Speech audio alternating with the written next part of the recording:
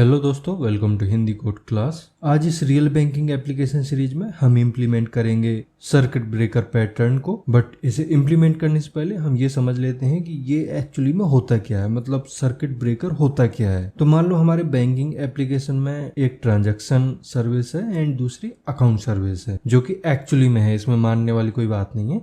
But एक हम scene तैयार कर रहे हैं, तो उसके हिसाब से आप मान लो कि एक ट्रांजैक्शन सर्विस है एंड दूसरी अकाउंट सर्विस है। एंड ट्रांजैक्शन सर्विस किसी इंटरनल फंक्शनैलिटी को अचीव करने के लिए अकाउंट सर्विस को कॉल करती है। अब वो किसी भी वजह से हो सकता है, मान लीजिए बैलेंस चेक करना है या बैलेंस अपडेट करना है अकाउंट सर्विस में, तो काफ़ी बार ट्रांजैक्शन सर्विस अकाउंट सर्विस को कॉल करती है। अब यहाँ पर एक केस ये आता है कि मान लीजिए उस टाइम पे जब ट्रांजैक्शन सर्विस अकाउंट सर्विस को कॉल कर रही है तो अकाउंट सर्विस डाउन हो जाती है या थोड़ी सी स्लो हो जाती है या कंटिन्यूसली एरर देने लगती है, ऐसा कुछ भी होने लगता है। तो इस केस में क्या होगा, अगर हमने सर्किट ब्रेकर यूज नहीं किया है तो उस केस में ट्रांजैक्शन सर्विस बार बार अकाउंट सर्विस को कॉल करती रहेगी जब तक कि उसको रिस्पॉन्स नहीं मिलेगा, तब तक वो कॉल करती रहेगी कंटिन्यूसली। तो इसका रिजल्ट क्या होगा, इससे जो पूरा बैंकिंग सिस्टम है वो अनस्टेबल हो जाएगा। मतलब जो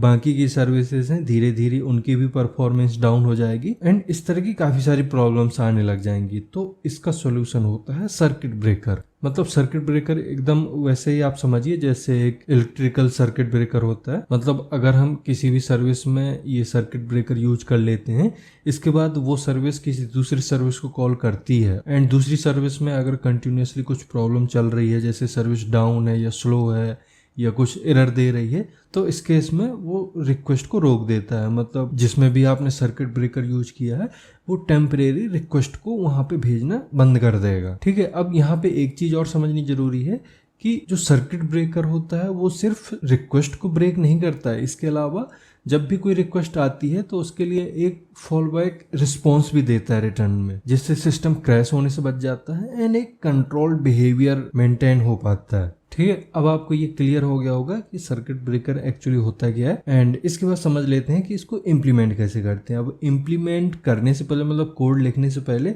हम इसका एक बार लॉजिक समझ लेते हैं। तो मैं एक बार ब्रीफ कर देता हूँ। इसमें हम क्या करेंगे, सबसे पहले transaction service and account service के बीच में जो भी अभी डायरेक्ट कम्युनिकेशन हो रहा है उसको हटा देंगे एंड उसकी जगह एक सिक्योर्ड कम्युनिकेशन लगाएंगे सर्किट ब्रेकर के थ्रू, जिससे अगर अकाउंट सर्विस किसी भी सिचुएशन में स्लो होती है या टेम्परेरी डाउन हो जाए या कुछ एरर देने लग जाए तो इस केस में ट्रांजैक्शन सर्विस डायरेक्ट इफेक्ट ना हो, ट्रांजैक्शन सर्विस डायरेक्ट फेल ना हो।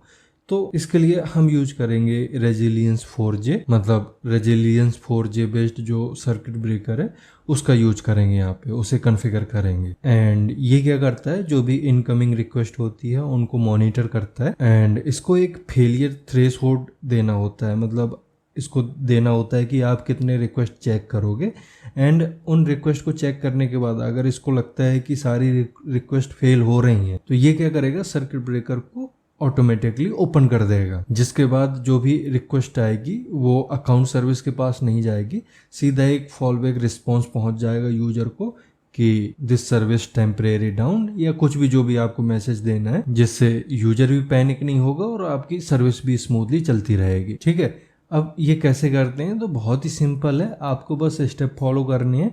इसके साथ ही इसके कॉन्फ़िगरेशन में जो कोड यूज होगा आपको बस दिमाग में थोड़ा सा वो रखना पड़ेगा, बाकी एकदम सिंपल है। हम क्या करेंगे, सबसे पहले ट्रांजैक्शन सर्विस ओपन करते हैं एंड यहाँ पे जाएंगे हम pom.xml में। मतलब यहाँ पे हमें एक डिपेंडेंसी ऐड करनी है।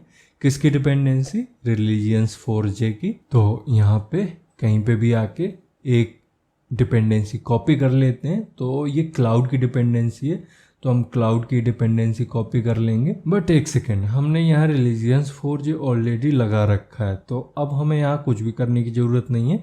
मुझे लग रहा था कि हमने ये नई डिपेंडेंसी ली है, बट आप अपने कोड में चेक कर सकते हो कि अगर ये ना हो तो आपको ये डिपेंडेंसी ऐड करनी है। ठीक है, अब इसके बाद जो आपका नेक्स्ट स्टेप है वो होगा YML में इसे कॉन्फ़िगर करना।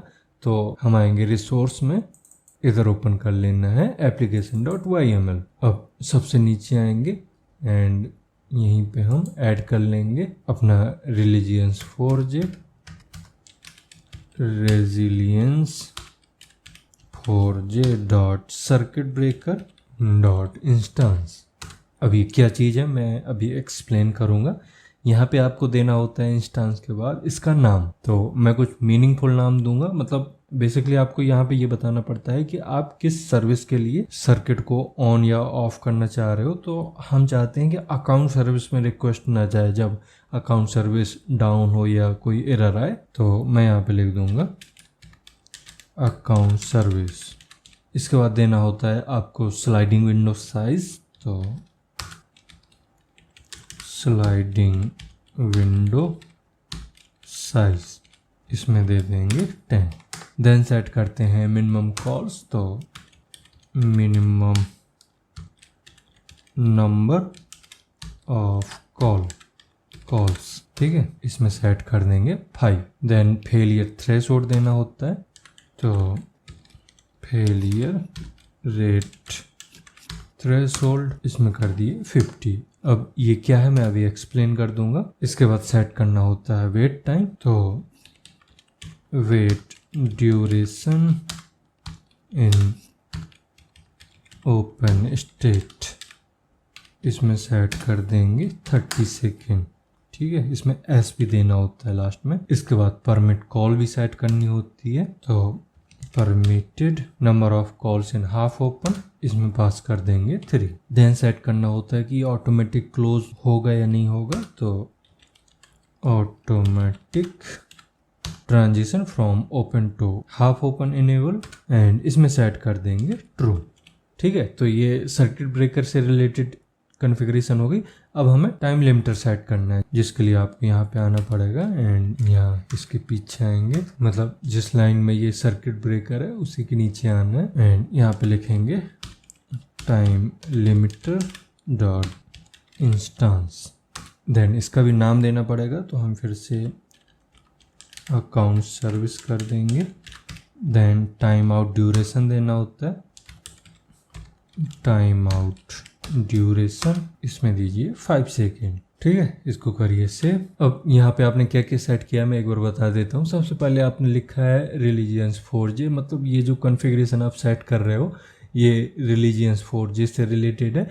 देन आप रिलीजियंस 4J के कौन से मॉड्यूल को सेट कर रहे हो। तो यहाँ पे circuit breaker and time limiter 2 module set किए हैं एंड दोनों मॉड्यूल में आपको बताना होता है कि इंस्टेंस का नाम क्या है। मतलब एक मॉड्यूल मल्टीपल इंस्टेंस के लिए क्रिएट किया जा सकता है, जैसे ये अकाउंट सर्विस के लिए बनाया है एंड हो सकता था कि आपकी जो ट्रांजैक्शन सर्विस है वो मल्टीपल सर्विस से कम्युनिकेट कर रही हो, तो उसके लिए यहाँ पे आपको मल्टीपल इंस्टेंस बनाने पड़ते हैं। मतलब जिन भी माइक्रो सर्विस से आपकी माइक्रो सर्विस कम्युनिकेट करेगी उन सब के लिए आपको बनाना पड़ेगा यहाँ पे इंस्टेंस, ठीक है। देन इंस्टेंस का नाम आप कुछ भी दे सकते हो। यहाँ पे मैंने अकाउंट सर्विस किया है, आप जिस भी सर्विस से कम्युनिकेट करोगे उसका नाम दे सकते हो या अपने हिसाब से दे सकते हो। बट शर्त ये रहेगी कि जो भी आप यहाँ पे नाम दोगे कोड के अंदर भी आपको वही नेम यूज करना पड़ेगा। मतलब अभी आप लॉजिक जब लिखोगे एक एनोटेशन होता है, एनोटेशन लगाओगे एंड वहाँ पे आप नाम दोगे तो आपको यही नेम वहाँ पे भी रखना पड़ेगा, ठीक है। अब इसके बाद आती है इसकी प्रॉपर्टी। तो ये सारी इसकी प्रॉपर्टी हैं। यहाँ पे सबसे पहला है sliding window size. Sliding window size का मतलब क्या है कि ये जो सर्किट ब्रेकर है, मतलब सर्किट ब्रेकर का एक विंडो होता है जैसे स्लाइडिंग विंडो बोलते हैं एंड उसमें रिक्वेस्ट का रिकॉर्ड रखता है। मतलब लास्ट के 10 रिक्वेस्ट का रिकॉर्ड रखेगा एंड जैसे ही 11वीं आएगी तो वैसे ही जो पहला वाला रिकॉर्ड है वो रिमूव हो जाएगा एंड 11वीं जो रिक्वेस्ट का जो भी चीज़ें हैं वो ऐड हो जाएगा। मतलब ये रिकॉर्ड रखता है रिक्वेस्ट का। तो उस स्लाइडिंग विंडो का साइज क्या है 10। इसका मतलब ये सिर्फ 10 लास्ट की 10 रिक्वेस्ट का ही रिकॉर्ड देखेगा, मतलब उसको ही ऑब्जर्व करेगा, ठीक है। अब सेकेंड आता है मिनिमम नंबर ऑफ कॉल्स। इसका मतलब है कि सर्किट ब्रेकर को कोई भी डिसीजन लेने के लिए ओपन या क्लोज कुछ भी डिसीजन लेना है तो लास्ट की 5 रिक्वेस्ट को ऑब्जर्व करेगा, 5 रिक्वेस्ट को देखेगा एंड उसी के बिहाफ पे डिसाइड करेगा कि उसे ओपन करना है, मतलब सर्किट ब्रेकर को ऑन करना है या ऑफ करना है। इसके बाद है फेलियर रेट थ्रेशोल्ड। ये एक परसेंटेज के जैसे काम करता है। लाइक अगर इसकी स्लाइडिंग विंडो में 10 रिक्वेस्ट पड़ी हैं तो 10 में से कितनी फेल हैं एंड कितनी सक्सेसफुली हुई हैं, जिसके लिए हमने यहाँ पे 50 सेट किया है। इसका मतलब है कि अगर 10 में से 5 रिक्वेस्ट फेल हो जाती हैं तो यहाँ पे ये सर्किट ऑन कर देगा। अब ऑन हो गया तो आपको बताना पड़ेगा कि ऑफ कब होगा। तो यहाँ पे हमने वेट ड्यूरेशन सेट किया है, wait duration in open state. इसका मतलब है कि जैसे ही सर्किट ब्रेकर ऑन हो जाता है तो कितने टाइम के लिए ये रिक्वेस्ट को ब्रेक करेगा, मतलब कितने टाइम तक रिक्वेस्ट को रोक के रखेगा। तो यहाँ पे 30 सेकेंड सेट किया है। इसका मतलब है 30 सेकेंड तक कोई भी रिक्वेस्ट अकाउंट सर्विस तक नहीं जाएगी। इसके बाद हाफ ओपन स्टेट सेट किया है। हाफ ओपन स्टेट का मतलब होता है कि मान लीजिए सर्किट ब्रेकर ऑन हुआ था, 30 सेकेंड के लिए ऑन हुआ। 30 सेकेंड के बाद जब ये रिक्वेस्ट को ऑब्जर्व करेगा तो मैक्सिमम 3 रिक्वेस्ट को ऑब्जर्व करेगा एंड 3 में से अगर इसको सारी सक्सेस मिलती है तब तो ये क्लोज हो जाएगा, मतलब सर्किट को क्लोज कर देगा। एंड अगर 3 में से कोई भी फेल हो जाती है, 3 रिक्वेस्ट में से कोई भी रिक्वेस्ट फेल होती है तो ये दोबारा से ऑन हो जाएगा। इसके बाद from open to half open enable के लिए हमने यहाँ पे ट्रू कर दिया है। इसका मतलब है कि इसे हमें मैनुअल रिकवर नहीं करना पड़ेगा, ये ऑटोमेटिक क्लोज होगा। ठीक है। एंड यहाँ पे हमने टाइम लिमिटर सेट किया है, मतलब टाइम लिमिटर के लिए कॉन्फ़िगरेशन सेट की है। टाइम लिमिटर में सबसे पहले आपको इंस्टेंस बताना पड़ता है, इंस्टेंस का नाम क्या है। इसके बाद आपने यहाँ पे सेट कर दिया टाइम आउट ड्यूरेशन, मतलब अगर कोई रिक्वेस्ट अकाउंट सर्विस में गई एंड 5 सेकेंड तक कोई भी रिस्पॉन्स नहीं आता तो ऑटोमेटिकली उसे फेल मान लिया जाएगा। ठीक है, इसको करिए सेव। अब आपका लास्ट काम बचा है सर्विस में, मतलब आपने जो भी लॉजिक लगाया था, बिजनेस लॉजिक था, उसको थोड़ा सा मॉडिफाई करना पड़ेगा, क्योंकि अब हम यहाँ पे डायरेक्ट कम्युनिकेट नहीं कर रहे हैं अकाउंट सर्विस से। अब हमें सिक्योर्ड कम्युनिकेशन करना है, मतलब सर्किट ब्रेकर के थ्रू कम्युनिकेट करना है। तो हम आएंगे जावा में एंड यहाँ पे आपको सर्विस फोल्डर मिलेगा, ये रहा, इसको ओपन कर लीजिए एंड ट्रांजैक्शन सर्विस इसको ओपन कर लेंगे। अब यहाँ देखोगे आप हम अकाउंट सर्विस को कॉल कर रहे हैं, तो ये ट्राई के अंदर यहाँ पे हमारा फिन क्लाइंट यूज हो रहा है। तो अब यहाँ पे हम डायरेक्ट इसको कॉल नहीं करेंगे, इसको थोड़ा सा नीचे करते हैं एंड यहाँ पर हम इसको हटाते हैं एंड एक अलग से मेथड बना लेंगे। उस मेथड का नाम मान लीजिए गेट अकाउंट विथ प्रोटेक्शन। ठीक है, एंड इसमें हम भेज देंगे एक parameter request dot gate account number. ठीक है, अब यहाँ नीचे आएंगे एंड सर्किट ब्रेकर का यूज कर लेंगे। यहाँ पे आएंगे एंड एक एनोटेशन लगाइए सर्किट ब्रेकर। इसमें आपको 2 चीज़ें देनी होती हैं, एक तो इंस्टेंस का नेम जो हमने कॉन्फ़िगरेशन में अभी सेट किया है एंड दूसरा देना होता है फॉल बैक मेथड। तो यहाँ पे करिए नेम, इसका नेम हमने दिया था अकाउंट सर्विस। ठीक है, एंड दूसरी चीज़ fall back method, and method अभी हमने बनाया नहीं तो हम बना लेंगे, बट अभी इसका नाम दे देते हैं अकाउंट फॉल बैक। ठीक है, अब ये जो फॉल बैक मेथड होता है ये कुछ नहीं है, जब भी आपकी सर्विस फेल होती है, मतलब सर्किट ब्रेकर ऑन हो जाता है एंड रिक्वेस्ट नहीं जाती अकाउंट सर्विस के पास, तो उस केस में एक मेथड होता है जिसे फॉल बैक मेथड बोलते हैं एंड उस मेथड के अंदर जो भी डेटा होता है, जो भी लॉजिक होता है वो एग्जीक्यूट हो जाता है एंड यूजर को रिस्पॉन्स पहुंच जाता है। तो ये होता है फॉल बैक मेथड। ठीक है, अब इसके नीचे आपको वो मेथड बनाना है जिसे आप कॉल कर रहे हो, मतलब अकाउंट सर्विस को कॉल करने के लिए जिस मेथड का आपने यूज किया है। तो पब्लिक ये अकाउंट DTO टाइप का डेटा देगा हमें, इसका नाम दीजिए gate account with protection and simply एक पैरामीटर आ रहा था उसको लेना पड़ेगा स्ट्रिंग अकाउंट नंबर एंड इसके अंदर हम यूज करेंगे फिन क्लाइंट का, मतलब हम डायरेक्ट फिन क्लाइंट यूज नहीं कर रहे हैं, हम सर्किट ब्रेकर के अंदर फिन क्लाइंट यूज कर रहे हैं। तो return account client dot gate account and इसमें आ गया अकाउंट नंबर। ठीक है, अब इसी के साथ ही आपको फॉल बैक मेथड भी बनाना पड़ेगा, मतलब जिस सर्विस में आप ये सर्किट ब्रेकर बनाओगे उसी सर्विस में आपको फॉल बैक मेथड भी बनाना होता है बाय डिफ़ॉल्ट। तो पब्लिक ये भी अकाउंट DTO टाइप का डेटा देगा, इसका नाम दीजिए अकाउंट फॉल बैक, एंड इसके पैरामीटर में आपको दो चीज़ें देनी होती है, मतलब एक इसका पैटर्न होता है। आप ये समझिए, आपको कितने पैरामीटर देने हैं ये डिपेंड करता है कि आपने जो सर्किट ब्रेकर बनाया है उसमें कितने पैरामीटर दिए हैं। तो हमारे केस में सर्किट ब्रेकर में हमने एक पैरामीटर दिया है अकाउंट नंबर का, ठीक है।